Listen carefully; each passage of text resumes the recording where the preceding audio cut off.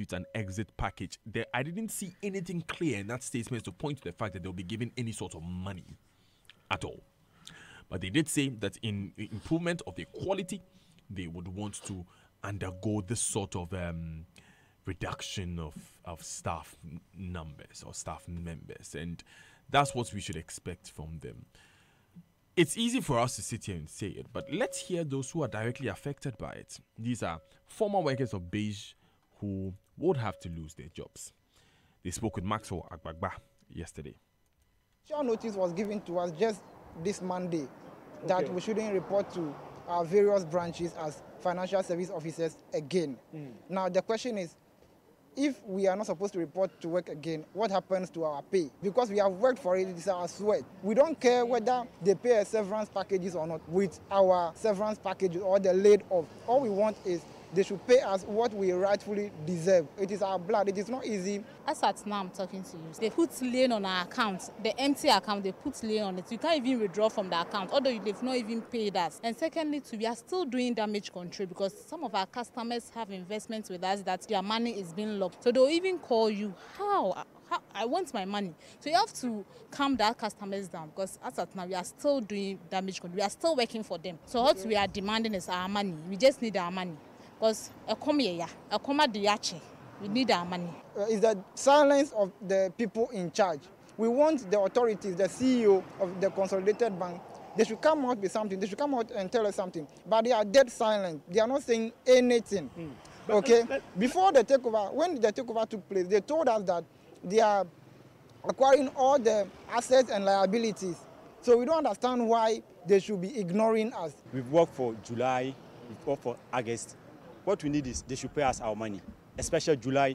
They should pay us our July salary with our commission. We beg them we should pay them because we have nothing in our pocket. We have nothing in our pocket because we don't have anyone to depend on them. So they should pay us our August and July. Because I can't remember we went to meet the Consolidated Bank, the head of the transition team, and he promised that he would pay us when they had to call it. That was the 24th of August, the 24th of the July, who will pay us. We didn't hear anything from them. So it's just like, I don't know how to say, they don't respect us. But meanwhile, the financial service officers, we are graduates. We are graduates. No matter if we are contract staff, we are graduates. So they should pay us and let us go. So those are former workers of the former Beige Bank who are asking for salaries which are in arrears, basically before they go home. They are saying that they don't mind about severance package, but really, anyway, it tells a story of these people who, woke up one morning to find out that their banks are being closed down, and now they are being faced with an impossible situation. I mean, I feel for the management of this organization because you would have to liquidate assets, take care of depositors, take care of a long hierarchy of people, of which workers is number 5. And then by the time you get to paying workers any severance or anything like that, the monies may be finished. The monies that are available for them may be finished. And so these workers would not really expect it. But then, really, it's a terrible situation, isn't it? It is. And my concern really for them is really going to be about their mental state. I can imagine the apprehension and the fear, as it were, that they must have been feeling in the past few months as this story has unfolded. And then finally to be hit with this quite conclusive information that this is what's going to happen. Now, we know that research has shown us that being unemployed doubles a person's chance of a major depressive episode. And unemployment is also very highly associated with domestic violence, alcohol abuse, and suicide.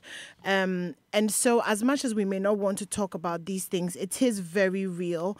We expect that they'll be feeling some shock, some anger, some apprehension, possibly leading to depression. It is really scary. And one of the biggest human fears is the fear of uncertainty. We take pride in the security that we have. in terms of our finances on one hand, and also our self-worth, because a lot of times we define ourselves by what we do and how much we contribute to society. And so to have that taken away from you, especially when it is not taken away from you because of something you did. So you didn't do anything wrong, you haven't broken any rules, but where you work, something has happened, the bank has collapsed, and suddenly you lose your job. Then there's also going to be a lot of anger at the people who supposedly caused, this, because when you compare how much, and all of this is alleged and all of that, but when you compare how much has apparently been spent, and you think about how little my salary may be, you're thinking, could you not have thought about the thousands of lives that would have been affected? My heart goes out even more so to the parents, because school is reopening next week. And even us who are working, we're crying about school fees. We're crying about feeding our kids. We're crying about buying new school uniforms and shoes. I'm thinking about the emotional temperature in homes, relating to spouses, relating to your children. I mean, when you go through things like this, you're so irritable, and sometimes it's the children who suffer because you can't deal with the demands of the little ones. They don't know what's going on, but in their for them, life is life, and so it's so multifaceted in the way that it's going to affect these people. And I don't know what we can do. I mean, I would hope that there'll be a bit of counseling, a bit of equipping. I think if people know what to expect, and may help them to know that, yes, they will go through the 5 stages of grief. There'll be denial, there'll be anger, there'll be bargaining, they'll get to acceptance. But we also know that in times like this, especially when you haven't had a job for a while, you develop bad eating habits, there's stress, there's anxiety, there's lack of sleep. It's such a terrible thing. What we can say is that hopefully, because the CEO did say that they were going to try to equip a lot of them so that they will begin to do some outsourcing, so that they can somehow provide some services to the bank that will make their services or their experience relevant. But the thing is, we've seen this, even with my friend Edem, who spoke here, with Capital Bank, and you think about all his experience, and somehow this experience has not been harnessed, even at that level. So how realistic is that? Are we going to have more Uber drivers? Are we going to have more restaurants opening? Somebody may look at it and say, okay, sometimes these situations force us to face our dreams. Maybe this may be the time when you can go out there and do the things that you've dreamed of, that you have been afraid to do because you have no choice but to, because the security net has been taken out from under your feet. But it's really going to be a lot of navigation through a lot of turmoil to finally get to that side. So, I mean, that's where my heart is this morning when I think of them. So really, you have really drawn this picture very well of the effects that it's going to have on the minds and the well-being. Yes. The psychological and emotional well-being. Yes, of not just these those people. Not just them, but then their families as well. And yes, their spouses, families. children, parents. Because in every way these dependents are also affected. I'm coming to Raymond about the economic effect, the economic effects. But just a quick comment on anyone's comments, and these are 2 things. Number 1, the exit packages or the exit structure that they're going to go through before they leave CBG, it would be necessary to add some sort of counseling. It's just what is going through my mind, so that they are equipped to face what is about to come. Number 2, when you mentioned Edem, you sort of agreed with me in my mind, because I was also thinking of what he has gone through in trying to find a job after that, and this thing becoming a blot on his career. Yes. Now, the fact that he's worked at Capital Bank, and I'm quoting him, I'm going back to what he told us when he came here. It has become something that people did not want to work with him at the time. Yes. I think that persons in the financial sector should be able to separate the people who are responsible for this and the people who are affected by this, so that the collateral damage does not extend to people not having jobs at all. Because I'm coming to Raymond now about the economic effect. If that is the case, then this economic effect you're about to lay out to us could be extended. Yes, way beyond what we thought. Okay, first and foremost, these people are consumers. Consumers boost your economy. I mean, if goods are not bought, producers don't get money. If they don't get the money, they don't get to hire people to work for them. So that's one area that your economy is going to be affected. Two, they also took care of another section of the population. That is the grouping that were dependent on them. One way or the other.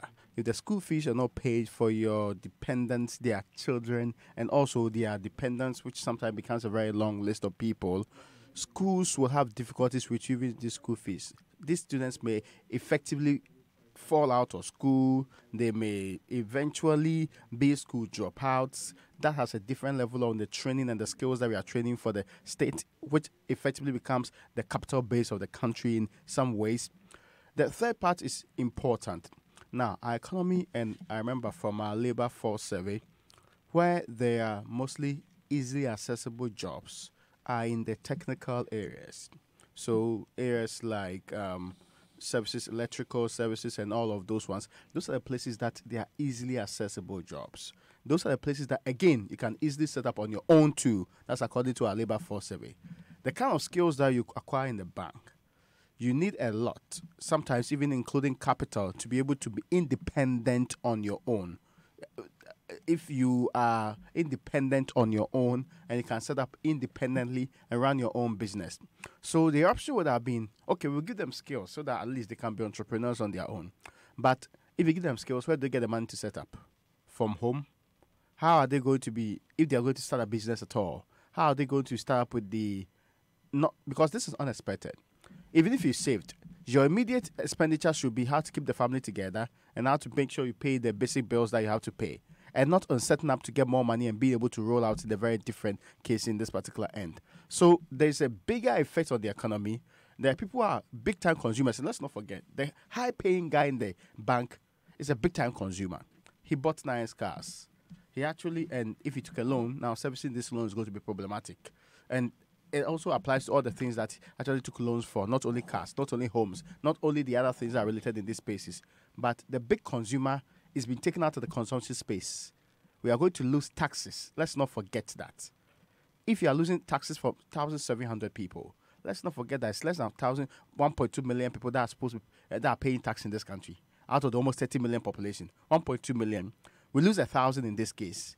It's basically having to drop a number. And this is not just 1,000 of the laborers. This is 1,000 of the people who are actively working in high-paying jobs. Yeah. So that is how relevant this is even to the state and how we are supposed to retrieve money and how the GRA is supposed to get money from all of this exercise. So the big-time effect is huge. Now, the fallout will go beyond just a year or two, because you need to repair these people along the line. They may get back to jobs. Some may start up their own, what they call businesses, and see whether they can thrive in that particular space. Okay. But if you pick up this gentleman who used to be paid a huge amount of money, can you pay him the same amount of money, like, let's say, in a different establishment? It's difficult. So they may have to settle under what they call it, underemployment in some form, if they still have to sustain themselves in the There's still interim. employment, isn't it? Yes, in this case, you have to settle for underemployment. We increase the ratio of underemployment in the country, which is another worrying sign of how your economy is not working. Because providing the right kind of job, the right paying kind of job is equally important for you to have an economy thriving the way it ought to thrive in this case. Some may choose to put all their money together. If they don't have family here or other extensions, leave the country. You may lose critical human resource in all of this conversation too. So if you have 1,000 and 1,700 and 500 decide to say that, well, let's find greener pastures elsewhere. These were originally working in Ghana, but they've moved elsewhere. You shipped out a huge human resource that could be useful to you in any other way, but they are now doing something that is not directly bringing anything to your economy, directly on this case. Now, that's the other impact that we might not be looking at more directly. There is also one that perhaps is insidious. It's how societal fiber is built and redone. I have relations with, the entire community knows me to be a serious bank worker. I was a manager in a bank. Now, I am virtually somebody who stays home all the time. The community, my status would drop before the eyes of people who saw me as a serious banker. Would I be able to even pledge my responsibilities to the church too? If I'm unable to do these responsibilities to the church, which come in different forms, would I still be comfortable living in this society? So of course, it also links back to what anyone started with, talking about the effect that it will have on your psychology and your well-being. Very good. Your emotional well-being. So there's a lot of consideration. There's a lot of strands to this conversation, really. I want to come back to you with this question, Ray.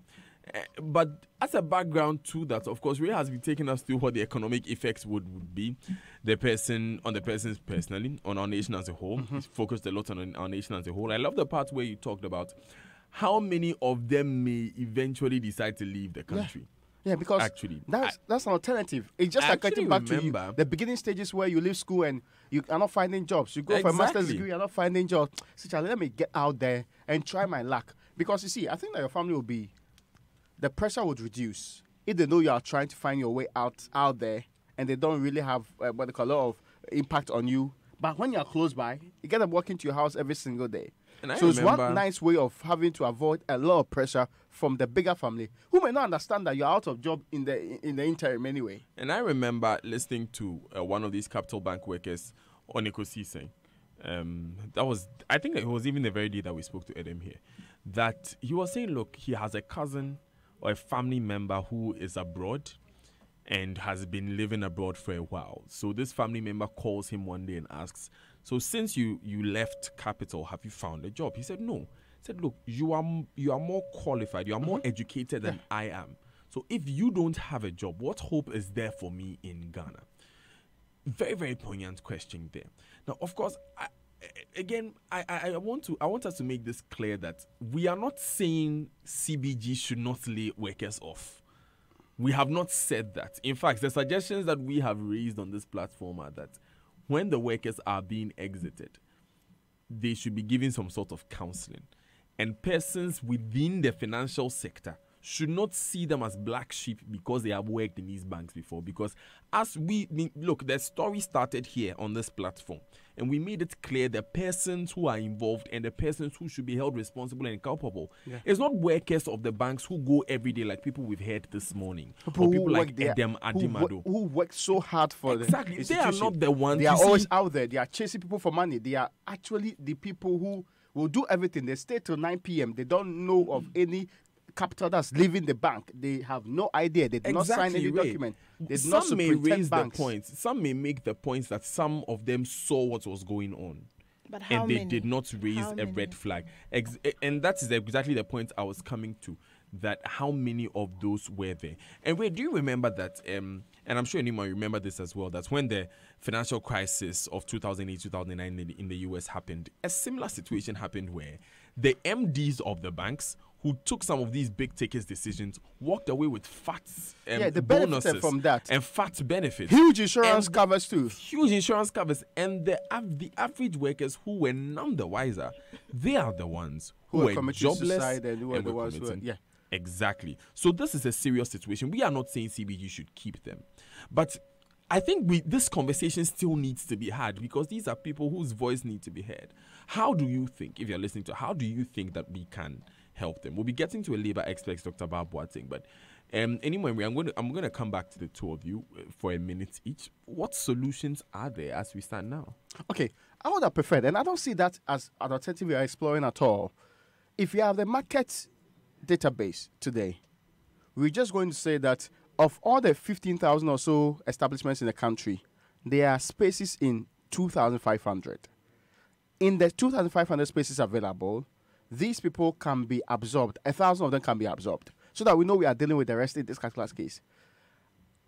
Because we don't have a data like that, what's going to happen now is where the difficulty will be. If we had the data like that, I don't think we'll have the unemployment situation we had in the first place. Yes, but you see, the problem here is that immediately what can be done is, government is big. Government can call together employers in other sectors who are not suffering like the banks are suffering in this case, and ask them, bring me the people that you can employ if I give you this incentive.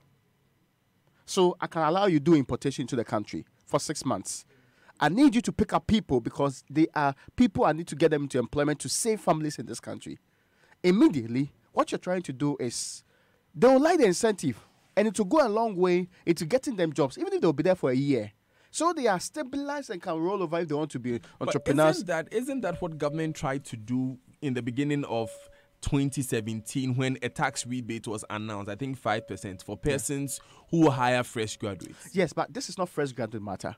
I know. What I'm saying is that isn't that what government tried to do in that sector, and what did that achieve? No, I'm saying that is a smaller measure. This is more like an emergency case.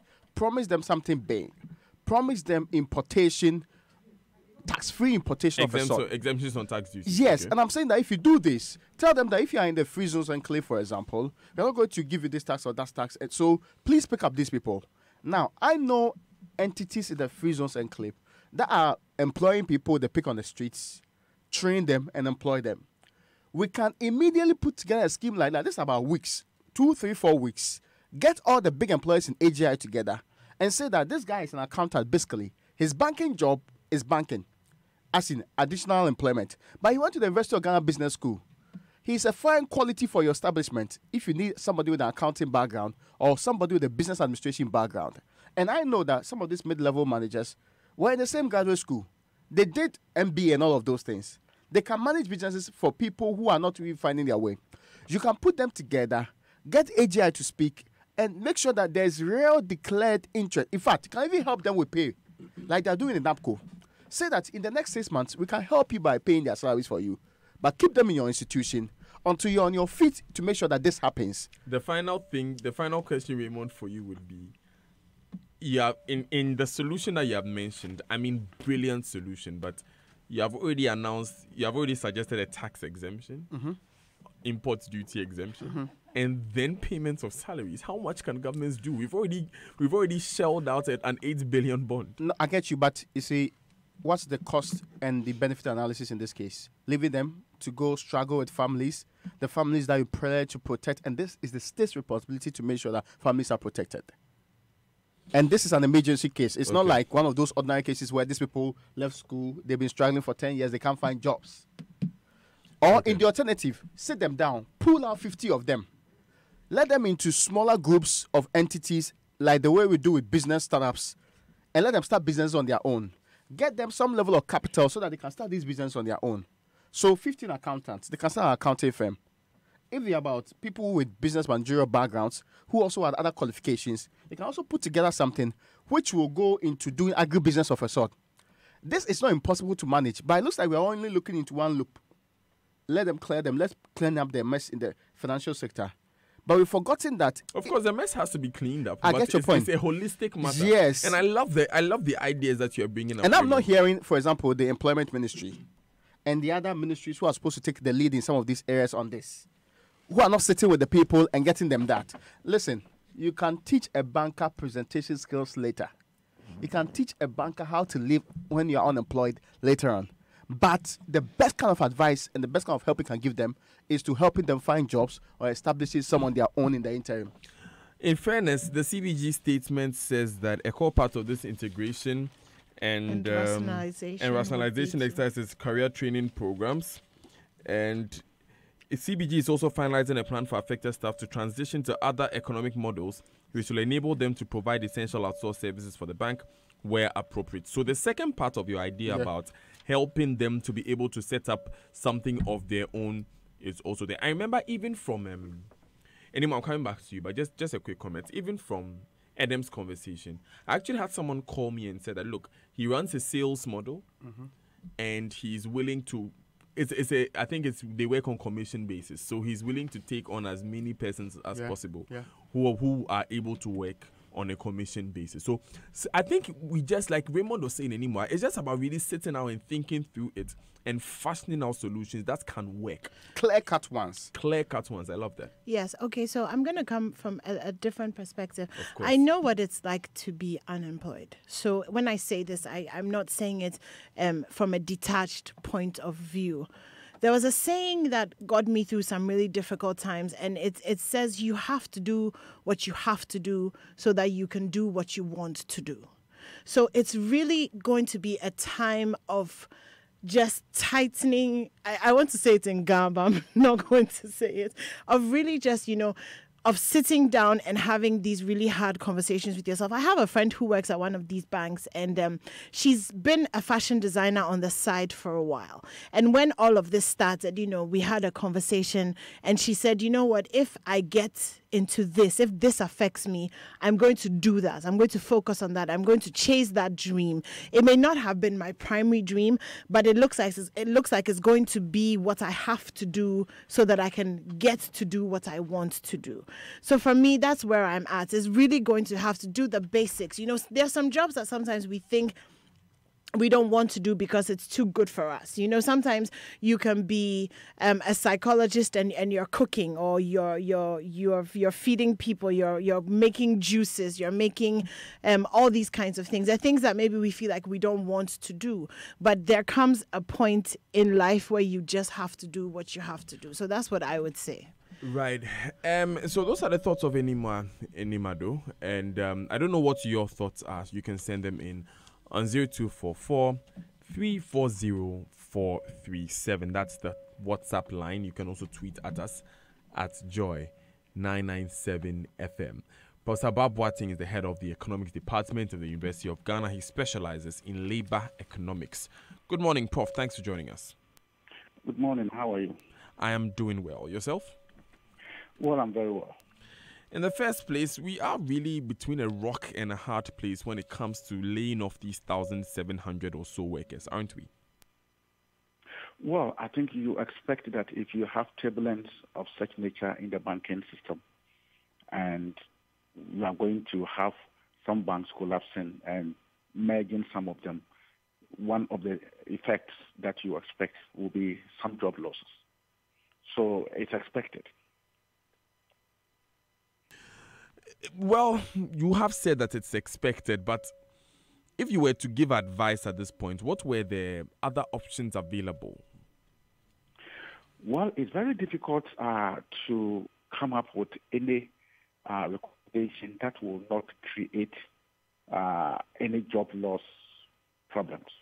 Of course, it is like when you have your house and you are having some leakages somewhere and you want to correct it, you expect that you need to destroy some parts and then do the right thing, and later on you are going to get a very good structure. So that's the same thing that we are experiencing in the banking industry. Of course, if the reports that are out anything to go by, it means that we have some challenges with some banks, and the regulators have to take action to be able to streamline things. And trying to do that, you find some people losing out, and that is what is coming up. So one major thing that for me the consolidated bank should look at is the fact that any time you engage workers, there are conditions of service, and they must, as much as possible, go by the conditions of service and ensure that these workers are not shortchanged. Even if they are contract workers, I'm sure the labor law will tell you what to do. And therefore, if there is something that is due them, it's important that they are given. And I heard, in your news, I think yesterday, the fact that the Consumer Bank is trying to see how they can raise the skills of who are going to be laid off, so that when they go out there, they will be able to have something to do. And that is something that, for me, we need to look at and ensure that we minimize the effect that is on the individual and also on their dependents, and of course on the entire economy. Because some of these things, the effect is quite huge. You can have the micro effect. You also have the macro effect. Of course, the individual is going to lose income. The dependents are going to lose income. The individual is going to have his pension even affected, because pension is calculated on the number of years you work. So if you lose your job and within 2, 3, 4 years you haven't gotten a job, it means that the number of years you are supposed to work within the year that God has given you, and your pension year, which is 60, you are not going to get it. So it has that trickle-down effect on your current income and even your future income. So trying to minimize the effect is something that I think management of the bank should look at. Right. You mentioned one thing about conditions of service and the fact that Consolidated Bank must try and honor those conditions of service. But then again, these are special circumstances, aren't they? And the banks with which the workers were contracted are no more, and it's not as if they've even been sold. They cannot operate. And so we do not really expect them to be able to honor those conditions, do we? What I think is those banks are not that the banks have liabilities and the banks have assets. So managing the assets and liabilities comes with some of these conditions of service with the workers, because the workers are also part of the assets and part of the liabilities as well. So it depends on how they manage it. Yes, I know management of that bank will have some challenges because depositors are also looking for their money, and workers are also looking for their money. So we have all these challenges coming up. And I think whatever the case, you need to prioritize it and look at what will not create the bigger or the biggest challenge for the workers, because it is important that we also put ourselves in the shoes of the workers. So however they can try. I mean, if the servants pay is 100 cedis, and looking at the circumstance, you can meet them halfway. That is something that has minimized the effect. But if you leave them just like that, and yesterday I heard some of the workers say they worked for August and they have not been paid. So long as they've worked, and if indeed it can be evaluated to see that indeed they worked, I think they need to be paid. So whatever the case is, you have a constraint, and within the constraint, you need to optimize whatever benefits that the workers are supposed to be granted. Okay, Prof, as a labor economist, when you observe our market, our economy generally, what are the chances that these workers would gain employment in the shortest possible time? Well, it depends on where they are looking at. I mean, the economy is dominated by informality. And therefore, when you lose your job like this, and there are some people who say, well, if I don't get a job in a bank, it means I will remain up. And that person may have a tough to be able to get a job within few months or years. But if the individual sits down and look at the challenge as also an opportunity for him, then it means that we can look at other areas and see, well, can I do something for myself and see if I can take it up? So it is something that the individual will look into and see, well, it's a challenge, but it also comes with opportunity. So can I look at something in this sector, whether the service sector or the agricultural sector, and see if I can do something for myself? And who knows, it may be the way to go. So it depends on the objective of the worker who is losing his job. It is quite tough, especially if you want to look at the formal sector as the way to go. But if you want to look at the informal sector and see where you can fit, I mean, learning some skills, you can decide and say, well, if I have the opportunity and I have some few savings, can I also upgrade myself? If I have my first degree, can I upgrade myself and get my master's? Who knows? That can also land you somewhere. So there are opportunities, but it depends on the objective of the workers who are going to lose their job. And also, this particular challenge that we are facing also presents opportunity for the country to look at few things. For instance, our labor laws taking care of this kind of situation where abruptly we have workers losing their job, not because of their fault, but because of the fact that there's a challenge in the industry that they are working, and therefore something must be done. Can something be done? Can we follow and take care of that? Another one is the workers themselves. Those of us who are working, we should know that there could be a time where you may lose your job without you planning. We also look at our savings behavior so that as you are working, you don't spend. You can say, let me try and save something against possible layoff. That's why I'm laid off. I will have something to live on. And also the private sector, insurance company, can they also come in and say, well, elsewhere we have unemployment insurance that private sector or even the public sector in those countries are also implementing. Can insurance companies enter and say, well, people who are working, they don't have any they haven't thought of losing their job.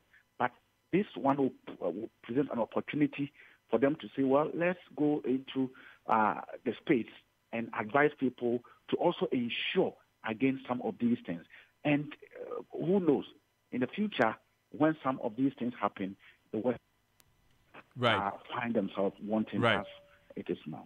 Prof, so just to bring back this point you made earlier to the top, your advice to the workers would be that they should look more as the informal sector, that is trying to start your own business and then also trying to upgrade themselves if they want to be competitive in the job market.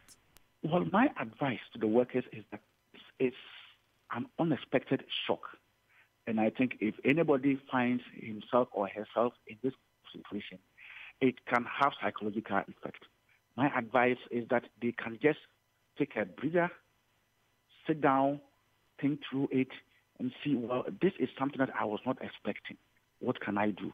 I should not take any rash decision. Let me look into myself. Let me look into the future and see where I can fit myself and gradually get something doing. They shouldn't panic. It's something that has happened. It happens. I mean, it is like when you lose, what you do? Just you sit down, you think through it and see myself and what the future have for me. But if you panic and you are too emotional, you may take certain decisions that you will regret in future. So my first advice is that they should just calm down.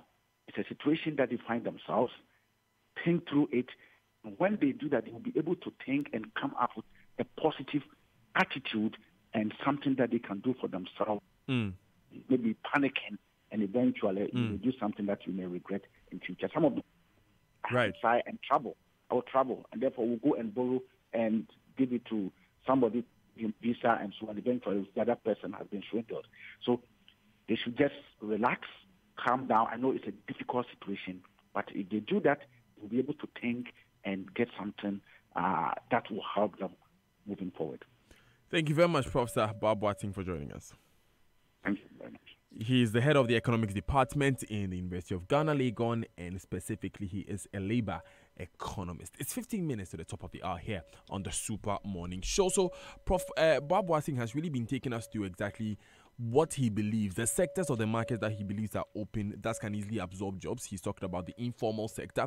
He's talked about the fact that, it is those areas, but for the white-collar formal sector jobs, those areas are not so, there are not so much spaces there, quite frankly, to get people employed. A lot of ideas have come around the table already.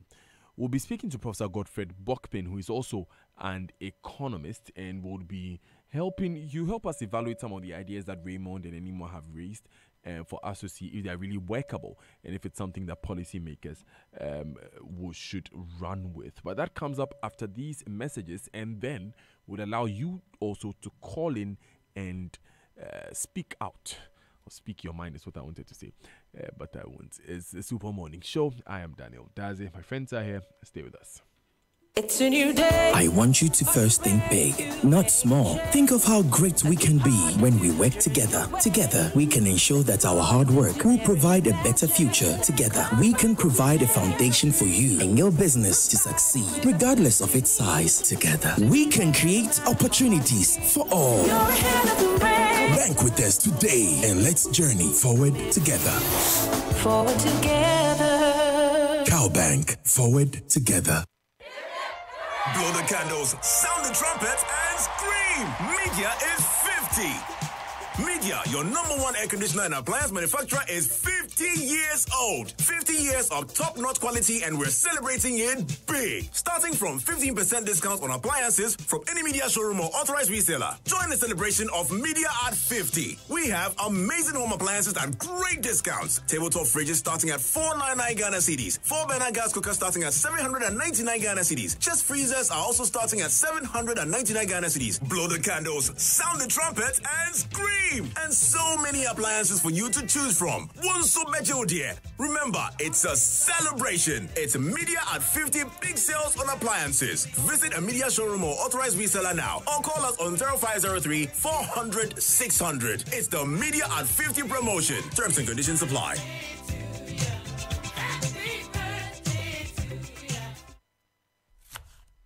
The other day, as I was in my kitchen preparing my special jollof made with lily rice for my family, I heard a knock at the door. It was my mechanic. Instead of calling me to pick my car, he brought it himself. I said, "Cho," he said, "F-O." I said, "Take the car back. I will come and pick it myself." As I turned off the fire from under the lily jollof, there was another knock at the door. It was my neighbor. I said, neighbor. He said, "F-O, my dog has jammed your wall again, oh." I said, "Don't be silly. You don't have a dog." My wife Ekis came home and we sat down to enjoy. So, it was my pastor. He said, "Bless you." I said, "Bless you too." He said, "Did he come to church on Saturday?" I said, "Acho, but why are you coming to tell me this on Wednesday?" Having to fend off visitors at mealtimes because of Lele's tasty aromatic rice? Celebrate every mealtime by sharing with friends and family near or far. Lele. Tasty food, happy family. Acho. This advertisement has been vetted and approved by the Food and Drugs Authority. It's time to own a hotel-inspired apartment near Accra Mall and switch on your urban life with a cool price starting from 315,000 Ghana cedis. Yes, you heard me. Choose our market-leading studio, 1, 2, or 3-bedroom apartment from Oasis Park Condominium at Tetakwashi and enjoy urban resort life. For this and more, call Evelyn on 0204 343 011 or Kojo on 0204 343 008. This is another catered development by CPL Developers. CPL Developers, built for life.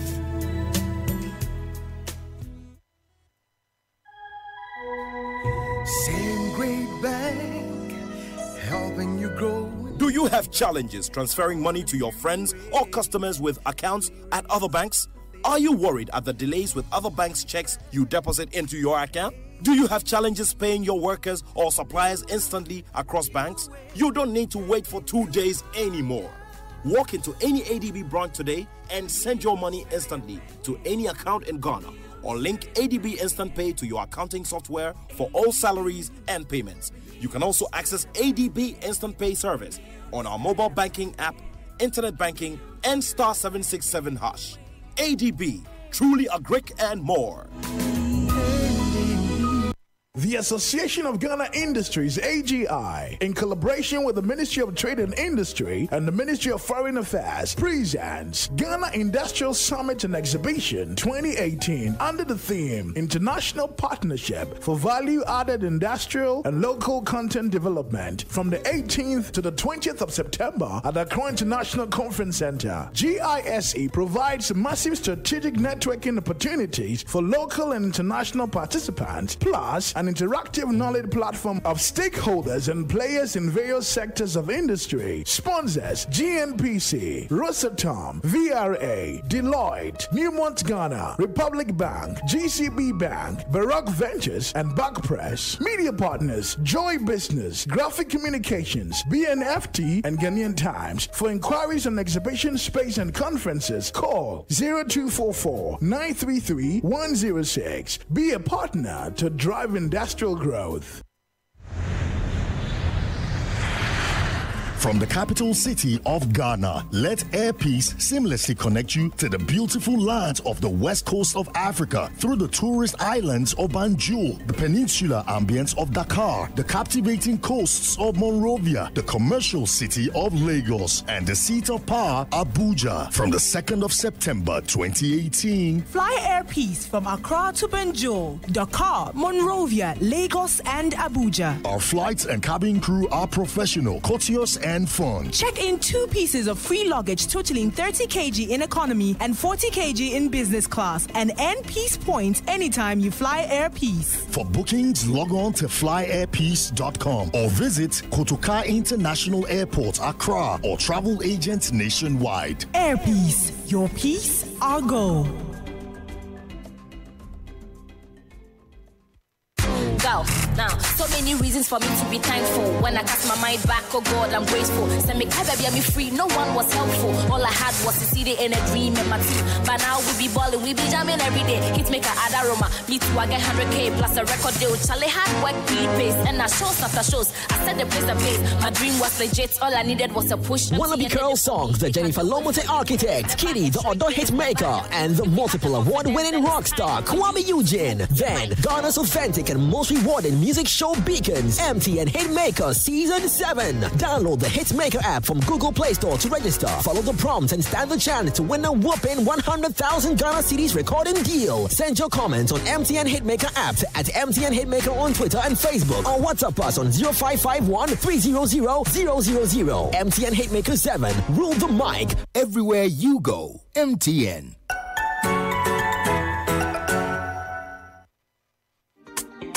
Bibiara wa Malcolm Luciano le Malcolm Nofiano ye Malcolm. What are you looking for? Malcolm got it all. Great discount, Dodo. Yamafia so. Best bargains on our days. Everything here is a bargain. High quality, goods be a priority. So tell your mom, tell Poppy, tell your actually everybody.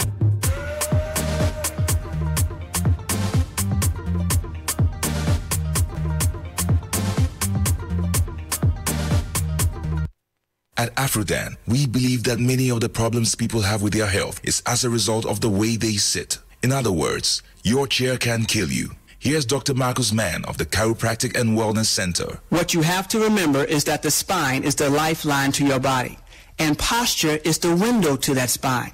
Now, posture is affected by your daily activities and habits like sitting. That's why at the Chiropractic and Wellness Centers, we recommend what I believe to be the best chairs available for preventing not only subluxations, but also other health problems that you may not be aware of. And that's Rabami and Mobilex chairs. Unfortunately, on a daily basis, I have to correct the effects of this poor sitting habit in our businessmen and businesswomen. Always remember, optimal spine equals optimum health. So, for the sake of your health, buy Rabami or Mobilex chairs from Afrodan. We're on the first floor of the Swansea Shopping Arcade. Telephone 663-085. Hey, Kwame, what's up here? My brother, my wife has been diagnosed with cancer. What? My brother is here with kidney disease too. Oh, yeah. Do you know the World Health Organization estimates that over 16,000 new cases of cancers are diagnosed annually in Ghana, and kidney diseases account for 10% of all medical admissions to Kolebu? But thanks to Glyco-Critical Illness Plan, GSIP, I have spent over 20,000 Ghana cedis on my younger brother's disease. Yeah. What is GSIP? Glyco-Critical Illness Plan, GSIP, provides you with financial support when diagnosed with any critical illness or dread disease such as cancers, strokes, kidney failures. Speak to GlycoLife today on 0302-218-500 for your GSIP policy. It is definitely in our interest to survive. GlycoLife, we cushion you for life. Coffee in your cup and Joy on the set. The Super Morning Show is always the best bet on Joy 99.7 FM.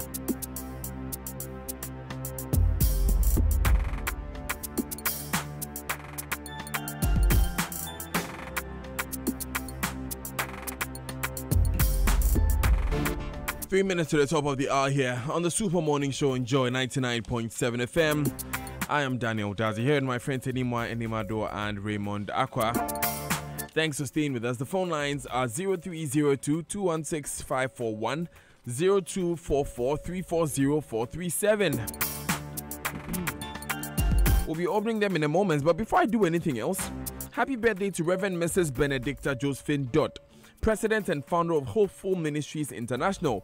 You've been such a blessing to your many sons and daughters. Enjoy your day and stay blessed. Also, happy birthday to Kelly Gajekpo, CEO of Enterprise Group, and also Mrs. Nanaya Pepra of Sakomono Estates. Happy birthday. Also, Isaac Benate of GCB SME Unit Airport. Happy birthday to you from Theresa Anderson. And happy birthday to Eugenia Nabotia from Samuel Aka. Enjoy the day. Happy birthday to our very own Daniela Idwasari. Happy birthday to you, Daniela, and live to be 99.7 and beyond. And happy birthday to Mabel Holali Kuvlo of Standard Chartered Bank. Mabel Holali Kuvlo of Standard Chartered Bank, Ghana. Happy birthday to all of you. Remember, coming up a bit later on the show, we'll be talking about rent. Take a listen to this. Yeah, I think this is a very, very big topic that I think that needs a lot of conversation on, because the subject is something that the government is just playing around it. I've listened to Mr. Tashia, and when you look at the problem at hand now, yes, there's a lot of power that is in the hands of the landlords, but there are things that the government can do. When you apply the laws very strictly, you tell the landlord, as I was giving an example, that if I go and report a landlord to a policeman and I tell the policeman this is what is happening because I want to rent, and that landlord has been taken on, don't you think that it will be easy for other landlords to be able to give out their places for either monthly or 6 months, because they know that the law is working? So they will be able to go strictly according to the law. Okay. So how many people in Ghana who earning 5,000 cedis? Even a graduate earns as less as 600 cedis, 700 cedis. And a place is going for 600 cedis, 2-bedroom. In my area where I am, I tell you, you can never get a 2-bedroom apartment less than 1,000. Yes, I'm saying that just open the phone for 10 hours and you will hear the problems. But I would say, what is the solution? The solution is interest rates, borrowing rates are so high in this country. If real estate agents get into the bank to borrow, they are basically paying 100-fold in just about 3 years. If interest rates and borrowing rates are brought down, the marketplace will be open and landlords will be begging people to come and live in their homes. I can bet you. So the problems of people saying police and everything, the police cannot do it all, because the problem oversees the police. Okay.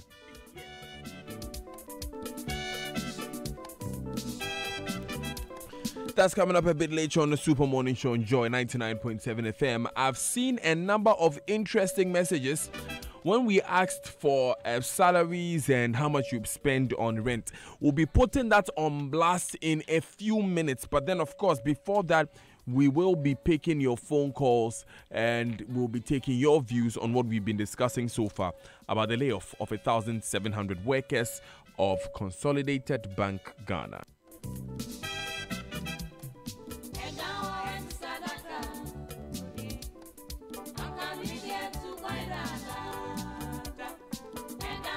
The Ghana Economic Forum is here again under the theme Building a Competitive Economy for Sustainable Growth.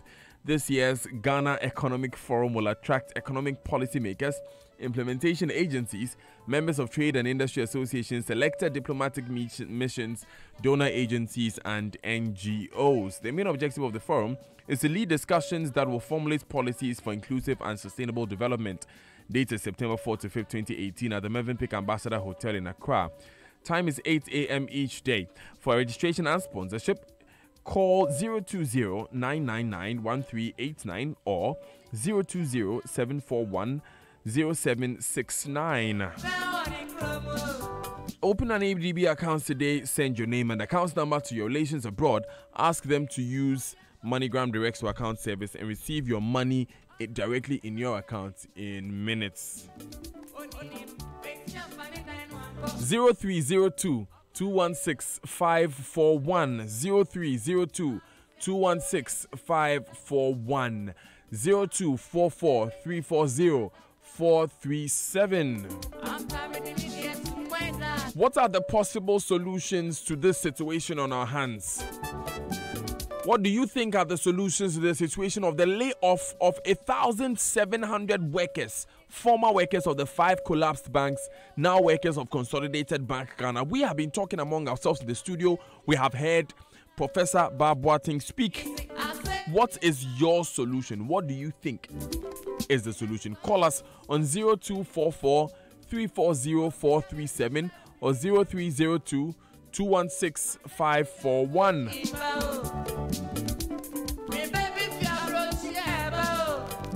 Now remember, with the MoneyGram Direct to Account service of ADB, you can receive money from your relations abroad into your account in minutes.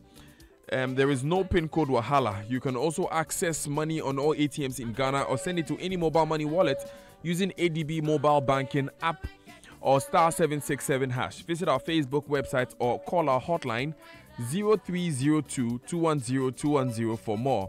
ADB, truly a Greek and more. Now, MTN Ghana wishes to inform those who applied for MTN IPO shares through mobile money and have received notifications to update their records to visit any MTN service center with a valid national ID.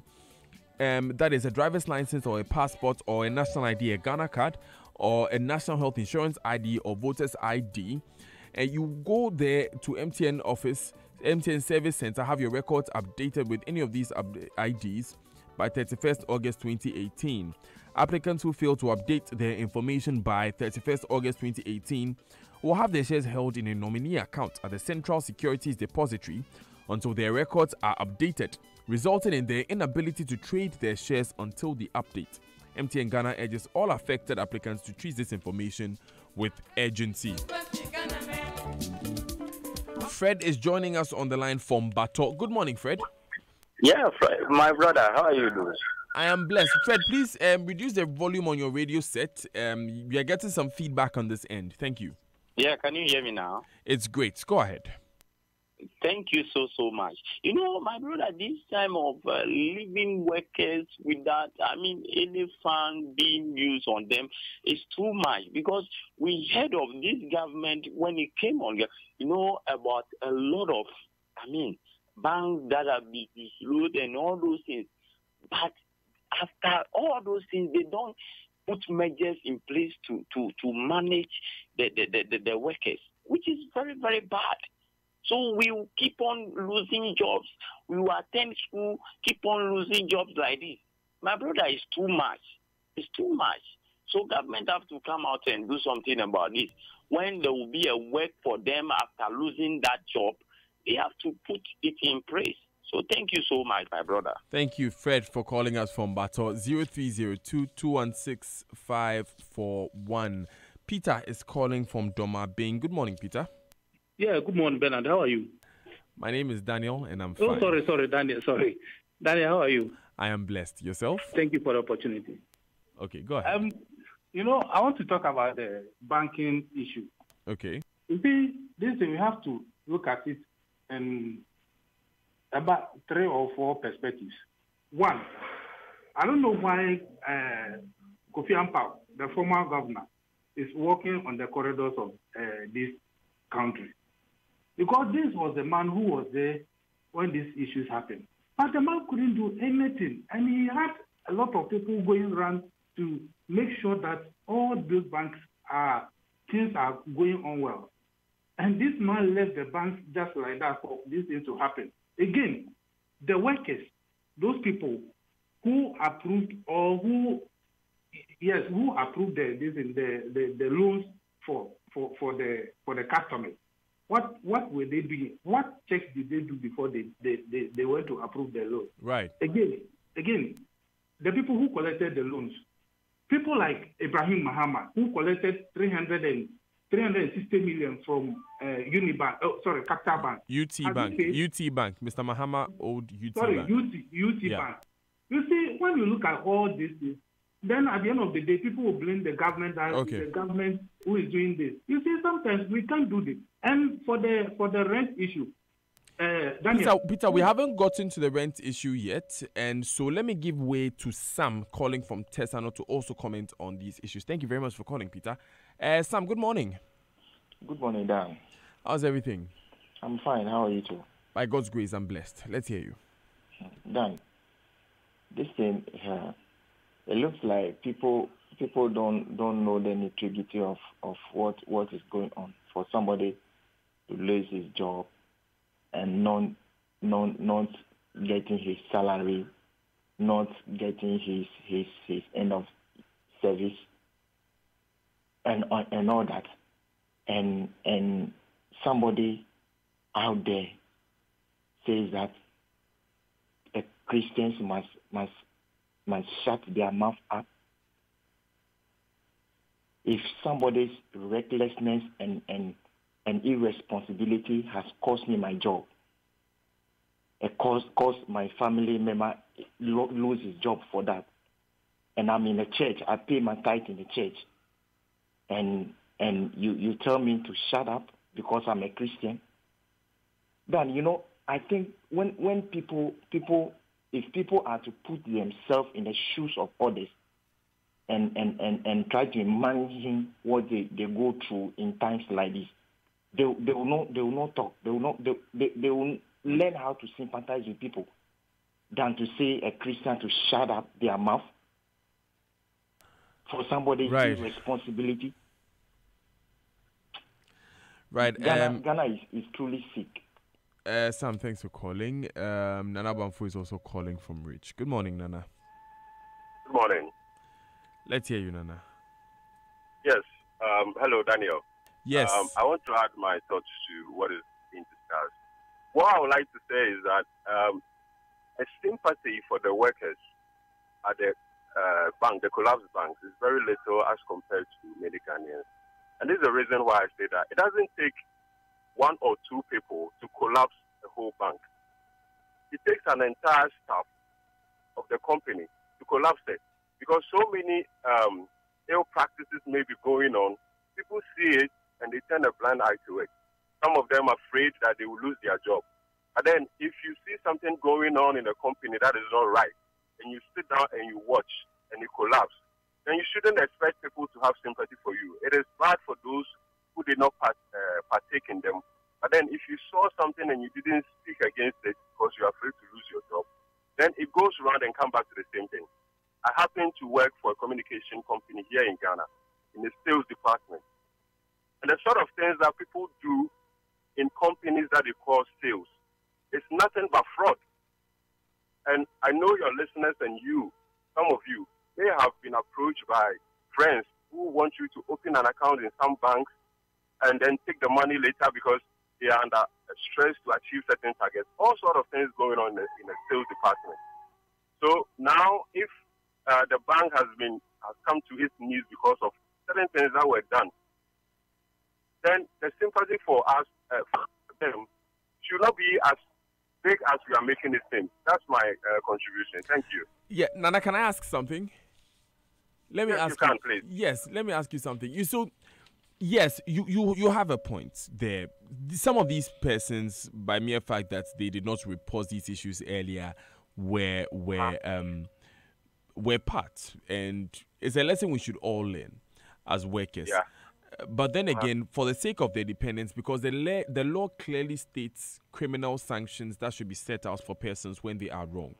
Those processes are being followed. When they err, those situations, the law clearly states, and we have not seen if any of these persons are culpable or not. For the sake of their dependents, do you have any solutions that you can suggest for them to, for them to be able to get back on their feet? Looking at the fact that losing your job alone is quite a punishment. It is. And, as I started my statement, I mentioned that I used to work in the communication company. I resigned because I realized some of the things that were going on. It is fraud. Let me drink from the banking sector a bit and come to the communication sector. You have a target of 5,000 SIMs activation. People go and get the SIMs from the distributor, register it in the house, and they call it sales. When you even want to get some of your colleagues to say that this thing is wrong, nobody listens. So I have been unemployed for the past 1 year because I saw what was going on outside and I left. So losing your job is part of the human, process. So I don't have any solution for them right now because it's been 1 year now. I am getting by here and there. But then, if something is not done about the fraud that is going on in many companies and the company collapse, no, the sympathy should not be as big as we are making it. Thank you, Nana, for calling in this morning. Nana Bamfo called from Ridge. Nee from Asylum Down has been on the line for a while. Story, I've kept you waiting. No problem. How are you? I'm doing well. Please turn off your radio. We can hear you here. Okay. So this is what I see happen. There are three things I see happening. If we don't correct this mess, if we don't punish people, these are the things that I see happen. There's going to be a big revolt, and it's going to happen at a time that we least expected. If these people who did this thing, they go unpunished, and then you have some man of God to stand somewhere and say that we should shut up our mouth with some impudence. Right.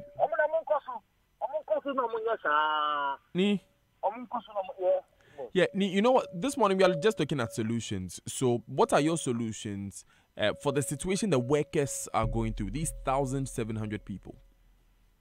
The solution is that the big men at the top, they should build new prisons, build new prisons that can take that will be capable of keeping human life, and then put those men who are responsible for this there. Thank you very much, Nee, for calling. And Opesika Agude calls from Amekom. Good morning, Opesika. Good morning, Big Boss. How's everything?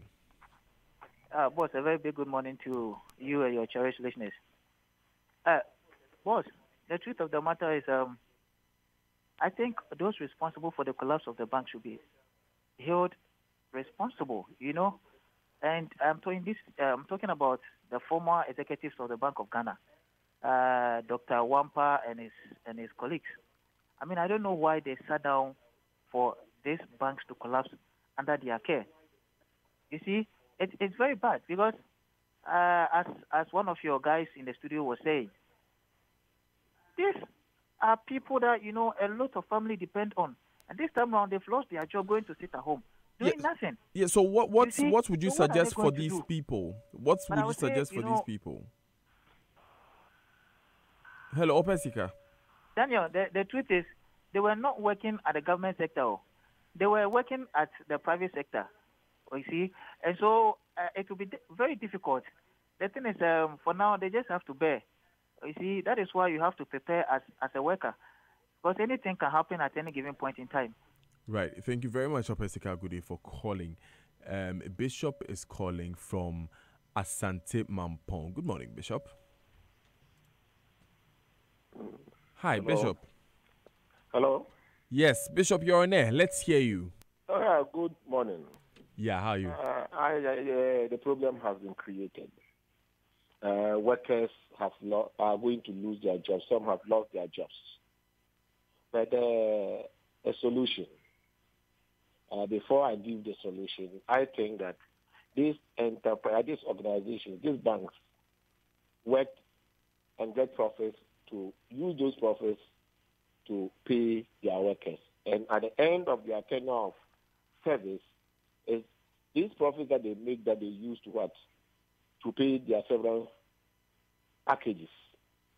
And if these workers were there and they saw the rocks, they saw things pass through them, and they didn't pass through the test. Due diligence wasn't done. And they sit there and say, we are not the owners, we are not the owners. Where will these organizations get the profit to pay them? This is my beef with the workers. Okay. Though I'm not saying that they shouldn't pay them. They need their pay.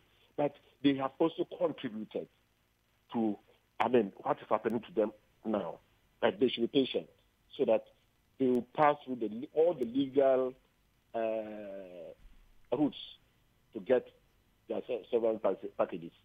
Thank you very much, Bishop, for calling us from Asante Mampong.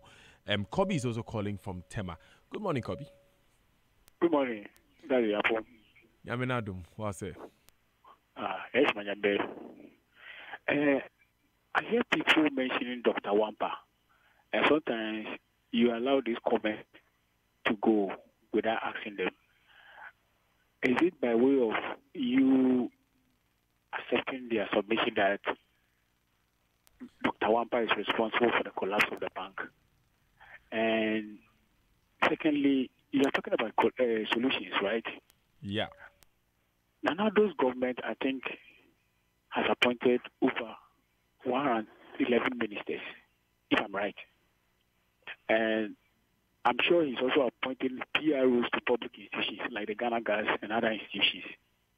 The immediate solution for me, if the president has so much power to do that, look, we cannot wait for the court to run the process 3 years, 4 years for people who are corporate to be convicted. By that time, a lot of people would have died. The victims of these banks would have died. If Ronaldo can do this appointment, he should find a way. Once he can appoint to 110, and he can appoint other people, PROs to other institutions, he should find a place and then create some employment for these people. Right, thanks for calling, Kobe from Tema. Ben is also calling from Tema. Good morning, Ben. Hi, Ben. Good morning. Good morning. Let's hear you, Ben. Yes, my submission is very simple. I think that what we should all learn from this is that the institutions of states and these regulatory institutions and all that, the job they do speaks to bigger volumes or seeks to achieve certain goals, like preventing all these people from becoming unemployed. If somebody had done their jobs well, these things wouldn't have happened. Now, for the unemployed people, we already have an unemployment situation in the country which we battle against. It is something we've been struggling with from time to time. So my problem is their case to be regarded as an emergency such that something definitely has to be done about it. What about all those other people, young graduates who are not in employment and all that? What do we do about all that? So looking at that, it needs to be looked at from the wider perspective and not just from the fact that this thing has happened. Somebody has done their jobs badly and then the banks has collapsed, resulting in what has happened. Thank you.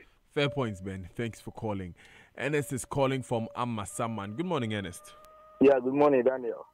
Let's hear this situation is sad, and in fact, I share my listing with them. I think that government did very well by going for a loan or a bond to make sure that the deposited do not lose their funds. If government has done such a thing, I think that government should also take into consideration of the, of the salary of the workers, so that at the end of the day, it becomes a win-win situation for all. Because, you see, government took this decision so that it will not be like the DKM incident. So if you are taking a bond to make sure that depositors do not lose their funds, please, government, MPP government, Nana voted for you. Please do your best to make sure that the workers to at least get something, because it is not easy when you are working and you are earning and you are spending. You still feel the heat. Now you are not earning anything and you are supposed to spend. Daniel, I hope you understand my point. Yes, so, I hear you. I'm pleading with Nana to at least do something. So you think that government should try and bring up a mitigation measure or something? Yes, of course. Okay, thank you very much, Ernest. And Ernest, let me go on the other line, okay, and speak with Nene from Dansuma. Thanks for understanding, Ernest. Good morning, Nene. Nene. Hello? Hello, Nene. Good morning. Yeah, good morning, my brother. How are you? I am blessed. How are you? Okay, I'm good too. Quick one, my brother. I think you owe a duty to your listeners. When somebody called your show and he or she is misrepresenting the fact, you need to correct the person. About this Ibrahim Mahama owing UT Bank, I think he took the media to a cement factory that the money he took from UT Bank was supposed to be building, and the payment for the money will start when production starts at that factory. I don't know whether your people were part of the media he took there. Yeah. So if somebody, yes. Nene. So if your media your media house was part of the that was taken to the place, and somebody calls and says that because Ibrahim Mahama is owing UT Bank $300 million, 300 Ghana cedis, that's why the bank collapsed, or it was part of it. You need to correct the person that. Okay, Nene. Please, let me finish. I beg you. The time for the repayment has not started. It's not due yet. You see, Nene, your concern is being. It's always been created. You see, Nene. Has done something wrong. Nene, you called to raise concern that others were putting out untruth, but unfortunately, Nene, you are putting out an untruth. Because is it not true that the man was supposed to start payment? That is his story. That is his story. What is also fact is that when a bank goes under receivership, the receiver immediately goes on to begin recouping the monies, no matter which arrangements were made. That is one. I'm just saying that. Nene, please allow me to finish. Nene, please allow me to finish. The second will be that Jata Cement is just one of the many companies that Ibrahim Mahama owns that took loans from UT Bank. So Jata Cement was named, yes. Mr. Mahama has only replied when it comes to the case of Jata Cement, in which case there is also other monies that he owes. And even with the case of Jata Cement, because the bank is under receivership, the money is needed, the liquidity is needed by the bank. So that will be the simple response to that. I don't know if you heard that. But anyway, Isaac is also on the phone lines from Accra. Would hear the thoughts of Isaac. Isaac is the last caller. Good morning, Isaac. Yeah, good morning. Hello? Let's hear you, Isaac. Let's hear you. Yes. My take is on the issue. Sometimes when something happens, you need to think about the cause and then the solution. You have seen the cause of this collapse of the banks, and everybody knows this, where and how it has happened. Now, what happens to the workers? Because definitely somebody was employed to work for the company, and innocently, maybe he did, yes, an ordinary worker at this bank may not even know what is going on. He knows, yes, what he's asked to do, he's done it. If he, private company, when you do something wrong, you will go. It's not like a government way. So your targets are set. If you don't meet your target, you leave. People were doing their work, all this stress for so many years, and at the end of the day, somebody has caused this to happen. You will think about that. People at the Bank of Ghana who were supposed to do the right thing didn't do it, and everybody knows it. Thank you very much, Isaac, for calling. Joy 99.7 FM. Oh yeah. I say yeah. Oh yeah. Sugar like tea. Oh yeah. Hey. Abu Fraba ni say yes mapa. Neti abu twete.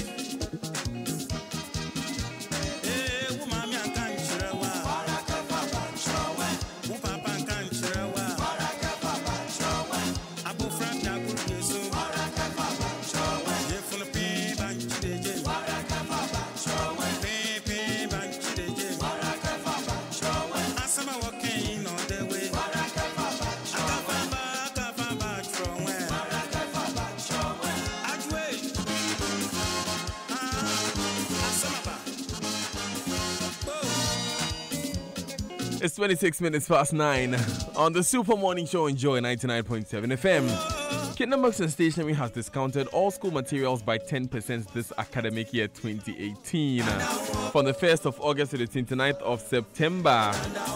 Just visit any of Kingdom Books and Stationery shops across the country, or you can call ahead of time to book an appointment on 0501 40 10 50 or 0302 762101. Kingdom Books and Stationery, your number one stop shop for all office essentials, stationery and furniture.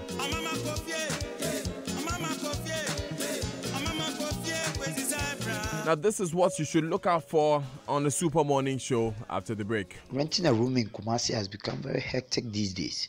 if you go to the town itself, such as the Kenton Kono, the KNU Westie, the Santasi, these big areas, when you get a single room self-contained, you are paying close to 200-300 Ghana cedis a month.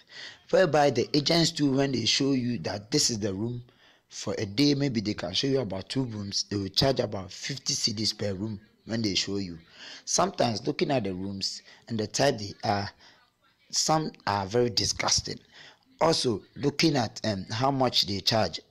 Where I got the room now, I had to pay about 4,320 Ghana cedis for 3 years, which was about 120 Ghana cedis.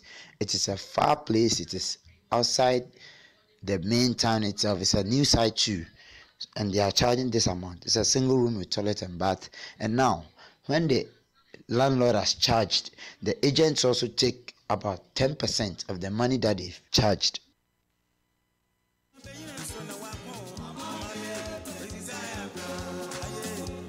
We'll be going to Kumasi and we'll be going to Cape Coast as well to have our discussion on the effect of rent on your take-home pay. Now, the Ghana Center for Democratic Development, CDD Ghana, presents the 2018 Continua Kwemu Lecture. This year's special anniversary lecture reflects on Ghana's 25-year democratic journey and examines the extent to which the Fourth Republic has so far lived up to its broad promise inherent in the democratic ideal. Speaker is Professor E. Jima Bwedi, Executive Director of Afro Barometer, and the date is Thursday, August 30. That's today. Time is 5 p.m. Venue is Alisa Hotel Ridge. It's supported by Star Ghana, Unique Image Limited, Stanbic Bank Limited, Standard Chartered, and Joy FM, your thought leader. Now, Africa is full of potential. People are getting things done. Businesses are on the rise, and Absa Group is tapping into this can-do spirit. As one of the largest companies listed on the JSE Top 40 Index on Africa's largest stock exchange, Absa Group delivers award-winning expertise to enable people and businesses to realize their possibilities daily. Absa Group, proudly serving Ghana as Barclays. For more, visit www.absa.africa. Our hotline is brought to you by Melcom, where Ghana shops. We're unable to bring you Hotline documentary today, even though it's a Thursday. Apologies for that. Our chat with a wise old man will let you know that there is no security better than a solid investment in gold. It isn't just the king and most relevant of metals, it also guarantees safety in an investment option that will always have value no matter what. It's no surprise that demand for gold has grown among investors. They know the truth, they know its worth, and that's one secret they may never tell you. And that's where we come in. Consolidate your wealth into gold today. Call Ghana's Gold Hub Men's Gold now on 0303 976961 or 020 111 3287. Visit any of our branches nationwide or go to mensgold.com. Don't let wealth pass you by. Talk to the experts. Consolidate your wealth into gold with Men's Gold. Men's Gold, Ghana's Gold Hub.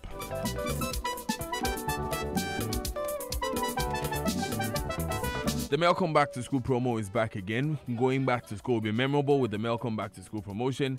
Grab items in primary, high school, and college essentials, such as exercise books, stationery, fridges, electric hot plate, electric kettle, dry iron with spray, plastic water bottle, school bag, steam iron, bunk beds, lunch box sets, and many more in all Melcome shops nationwide. Melcome, where Ghana shops. We'll take these messages. We'll be back. Stay with us. What's your thing? A high baller, always after the bigger picture, living your life in boardrooms